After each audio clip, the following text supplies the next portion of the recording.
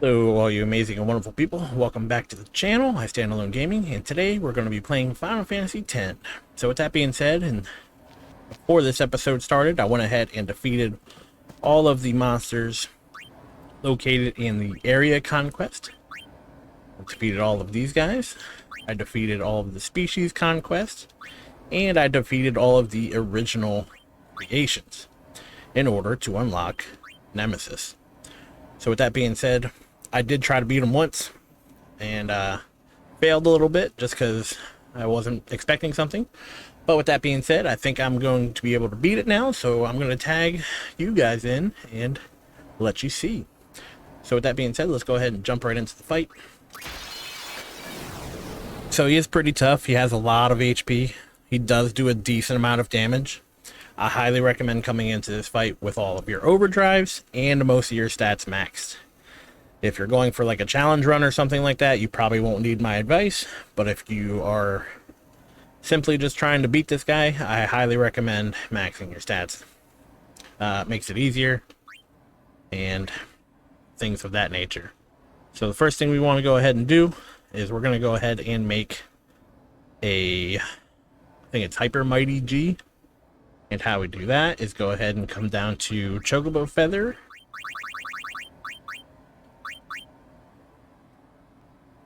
Actually, let's go with Chocobo Wing. That seems more likely.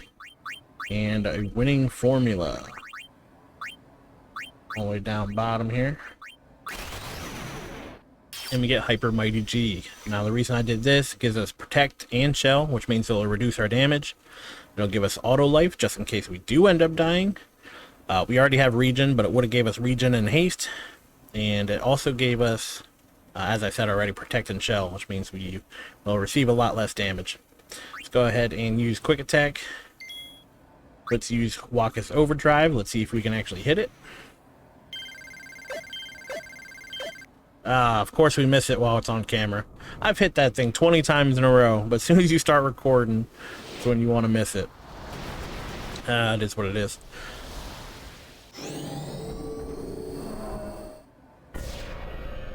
So anytime you use a overdrive and or like item or something like that on him, you'll automatically counterattack with Ultima. Now it doesn't do that much damage, especially with Shell on, but it is something to note if you have less health or if you're trying to play this with only the 10,000 HP. So keep that in mind. But as you can see with Shell on, it only did about 1,800 damage. It's not too much.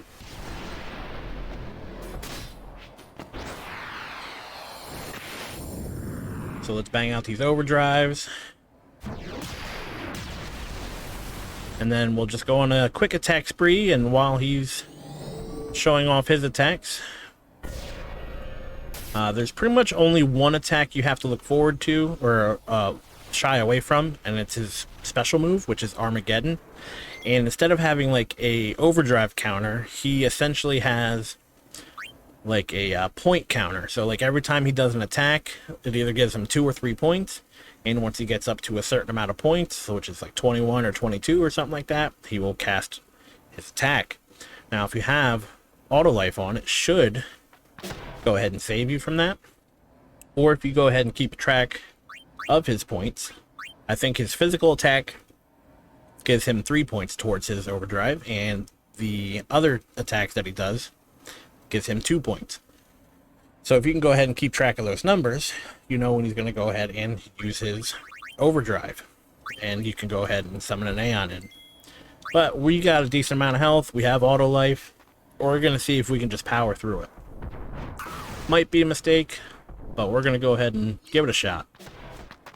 Doesn't hurt to try. But unfortunately, his overdrive automatically does 99,999 to every character.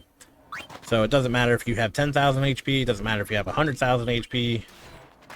Pretty much is going to one-shot you every time. So you make sure that before you get hit with that you have auto life. Or that you're keeping track so you know when to summon an Aeon. But yeah, when he does that physical attack, that gives him 3 points towards it. And then he has an AoE attack, but that only gives him 2 points towards his overdrive.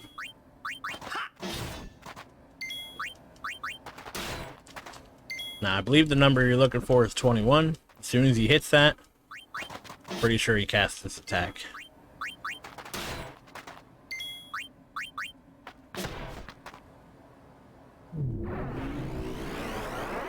This is his AoE attack.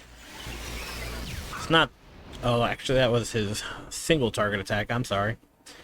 Yeah, his ethereal cannon is a single target, and typically does around 20,000, but since we have Protect and Shell on, it cuts that in half.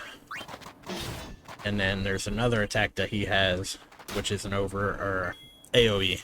So he has mainly similar attacks to Omega and Ultimate Weapon.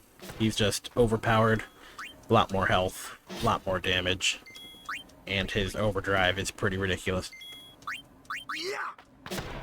But if you got max health, you got Shell and Protect on, your regen will actually heal you for most of your damage. Ultra Spark here, this is his AoE, and this will curse all of your characters. It introduces Power Break to all of your characters, and I don't think there's anything else. There might be something else, but we have Ribbon, so it does not do anything else to me specifically. Now, unfortunately, I think when you do this, it will get rid of your Protect and Shell, which is unfortunate, but you do still have your auto life.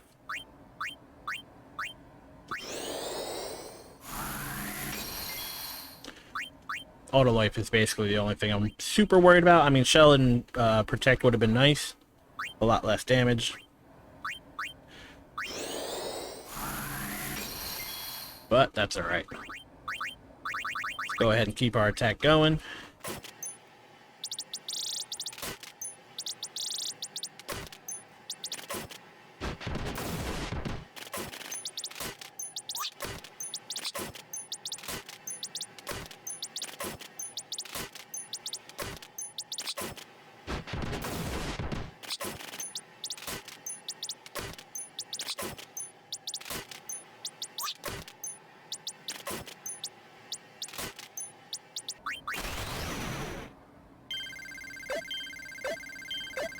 There we go, that's a good one.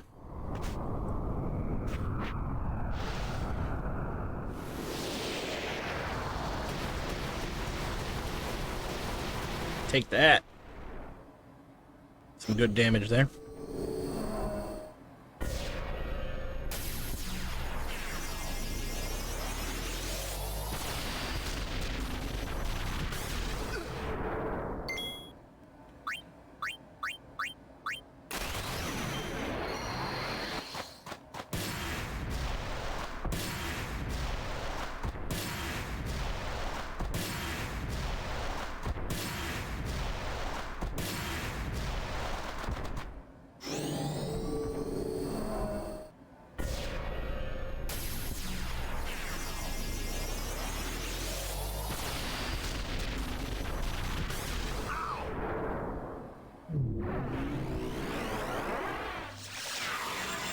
So a lot of this fight is going to be a kind of like a rinse and repeat, at least until he uses his ult of his overdrive. Till then, it's a pretty easy fight. So let's go ahead and drop down another Hyper Mighty G.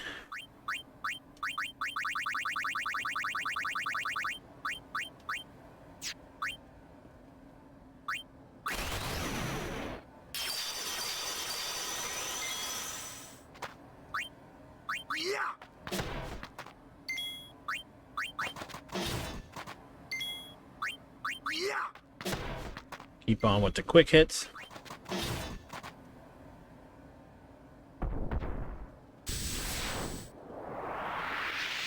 This is his AoE attack.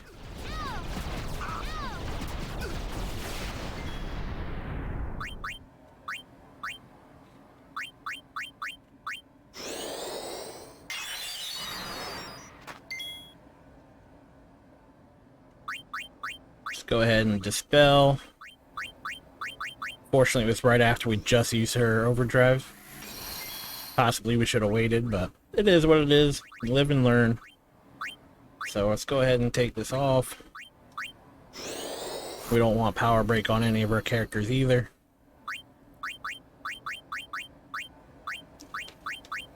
Plus, we'll have Riku just start casting heals.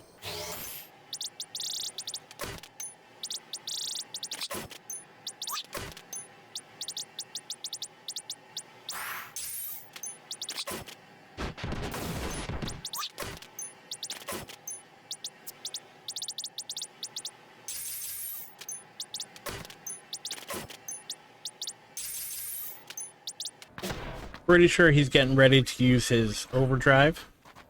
One or two more attacks. Oh, here we go. Pretty decent looking move. I think it's pretty cool looking.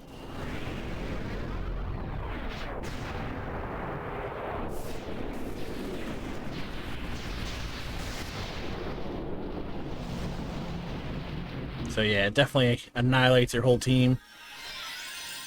Does 99,999 regardless of what you do, so always make sure you have at least one auto life on. Maybe two if you have 10,000 HP, but you definitely want to make sure that you are getting out of that death zone there. So we got all three characters up.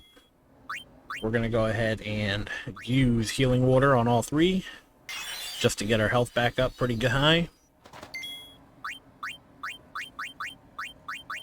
And then we're going to go back to healing with Riku and attacking with Titus and Waka.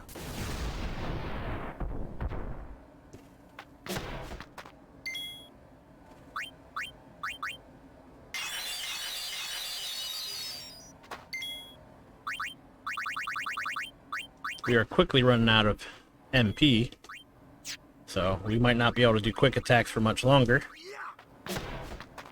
Unless we decide to use an Ether or something, but I don't think we should need it.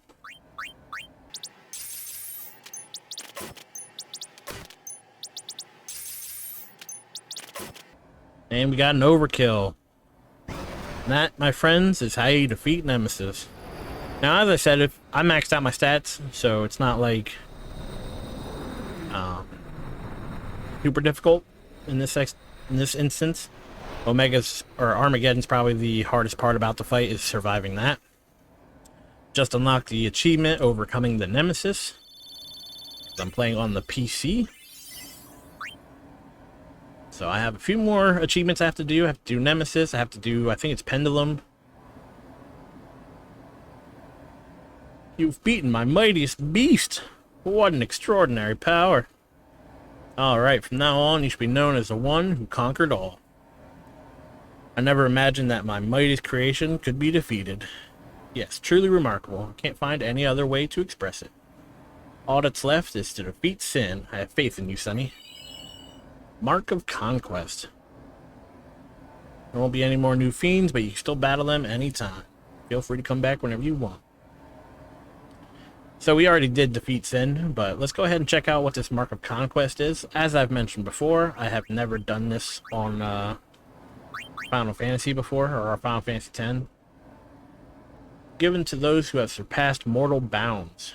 I don't know if it actually does anything, but it's pretty cool to have. But yeah, with that being said, if this video helped you out in any way, please leave a like. Make sure that before you fight Nemesis, you have to defeat all of the other bosses or creations that the Monster Arena owner has for you. So you have to go through all three of these before you can unlock Nemesis. But if you want to see more content about Final Fantasy X or any of the other games I'm going to be playing, please subscribe to my channel. And with that being said, thank you for watching, thank you for your time, and I really hope to see you in the next video. Take care.